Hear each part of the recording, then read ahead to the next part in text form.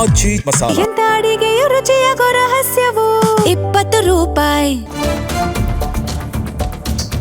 CM DK Shivakumar ವಿರುದ್ಧ B Y Vijendra ವಾಗ್ದಾಳಿಯನ್ನ ಮಾಡಿದ್ದಾರೆ. ಈ ಏಕಪಕ್ಷೀಯ ತೀರ್ಮಾನದಿಂದ ಕಾವೇರಿ ಕೊಳ್ಳದ ರೈತರಿಗೆ ಬರೆ, ಆತ್ಮಸ್ಥೈರ್ಯ ತುಂಬಬೇಕಾದ ಸಿಎಂರಿಂದ ಕುಗ್ಗಿಸುವ ಕೆಲಸ ಆಗ್ತಾ ಇದೆ.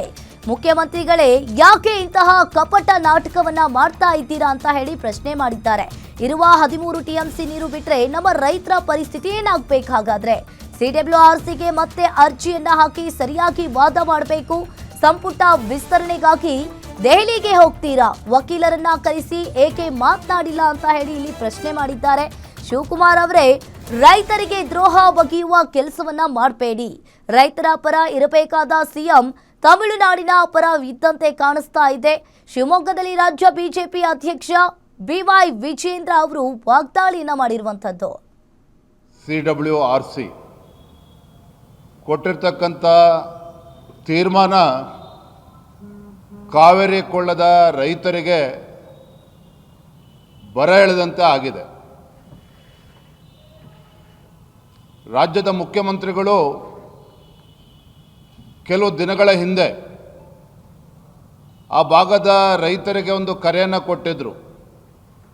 ಕಾವೇರಿ ಕೊಳ್ಳದ ರೈತರು ಯಾವುದೇ ಕಾರಣಕ್ಕೂ ಬಿತ್ತನೆಯನ್ನು ಮಾಡಬಾರ್ದು, ಮಳೆಯ ಅಭಾವ ಇದೆ, ಎಚ್ಚರಿಕೆಯಿಂದ ಇರಬೇಕು ಅಂಥೇಳಿ ಮಾನ್ಯ ಮುಖ್ಯಮಂತ್ರಿಗಳು, ಏನು ರಾಜ್ಯದ ಮುಖ್ಯಮಂತ್ರಿಗಳು ರೈತರಿಗೆ ಶಕ್ತಿನ ತುಂಬಬೇಕಾಗಿತ್ತೋ ಸ್ವತಃ ಮುಖ್ಯಮಂತ್ರಿಗಳೇ ರೈತರ ಆತ್ಮಸ್ಥೈರ್ಯವನ್ನು ಕುಗ್ಗಿಸುವಂಥ ಕೆಲಸ ಮಾಡಿದರು. ಅಷ್ಟೇ ಅಲ್ಲ, ಕದ್ದು ಮುಚ್ಚಿ ರಾತ್ರೋರಾತ್ರಿ ತಮಿಳುನಾಡಿನ ಮುಖ್ಯಮಂತ್ರಿಗಳಿಗೆ ಖುಷಿಪಡಿಸಬೇಕು ಅಂತ ಹೇಳಿ ನಮ್ಮ ರಾಜ್ಯದ ರೈತರಿಗೆ, ಕಾವೇರಿ ಕೊಳ್ಳದ ರೈತರಿಗೆ ಅನ್ಯಾಯ ಮಾಡಿ ರಾತ್ರೋರಾತ್ರಿ ನೀರು ಬಿಡುವಂಥ ಕೆಲಸ ಮಾಡಿದ್ರಲ್ಲ ಮಾನ್ಯ ಮುಖ್ಯಮಂತ್ರಿಗಳೇ. ತಮಗೆ ಗೊತ್ತಿರಲಿಲ್ವಾ? ಭೀಕರ ಬರಗಾಲವನ್ನು ಎದುರಿಸ್ತಾ ಇದ್ದೇವೆ, ನಾಳೆ ಸಿಡಬ್ಲ್ಯೂಆರ್ಸಿಯಿಂದ ಮುಂದೆ ಇಂಥ ತೀರ್ಮಾನ ಬರ್ಬೋದು ಅಂತಕ್ಕಂಥ ಊಹೆ ತಮಗಿರಲಿಲ್ವಾ? ಯಾಕಿಂತ ಕಪಟ ನಾಟಕವನ್ನು ಆಡ್ತಾ ಇದ್ದೀರಿ? ಇವತ್ತು ಕಾವೇರಿ KRS ಜಲಾಶಯದಲ್ಲಿ 17.39 TMC ಅಷ್ಟು ನೀರು ಸ್ಟೋರೇಜ್ ಇದೆ. ಅದರಲ್ಲಿ 5 TMC ಅಷ್ಟು ಡೆಡ್ ಸ್ಟೋರೇಜ್.